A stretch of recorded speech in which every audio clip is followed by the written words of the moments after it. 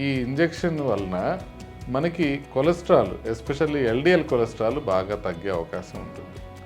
LDL cholesterol ఎవరిలో మనకి తగ్గించాల్సిన అవసరం ఉంటుంది అని అంటే, ఎల్డిఎల్ కొలెస్ట్రాల్ నార్మల్గా 190 లెవెల్స్ దాటినా, లేకపోతే షుగర్ ఉన్నా, లేకపోతే ఆల్రెడీ గుండె జబ్బు ఉన్న వాళ్ళకి 70 కన్నా ఎల్డిఎల్ ఎక్కువ ఉన్నప్పుడు మనం ఎల్డిఎల్ కొలెస్ట్రాల్ తగ్గించడానికి మెడిసిన్స్ ఇస్తాం. వాటిలో ప్రధానంగా మనం వాడే మెడిసిన్స్ స్టాటిన్స్ అనే మెడిసిన్స్.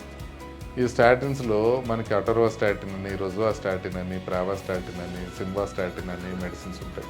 సో ఈ స్టాటిన్స్ వాడినప్పటికీ కూడా కొలెస్ట్రాల్ తగ్గకపోయినా, లేకపోతే స్టాటిన్స్ వల్ల సైడ్ ఎఫెక్ట్స్ వస్తూ దానివలన ట్యాబ్లెట్స్ వాడలేకపోయినా, అలాంటప్పుడు స్టాటిన్స్కి ఆల్టర్నేటివ్ మెడిసిన్స్ కొన్ని ఉన్నాయి.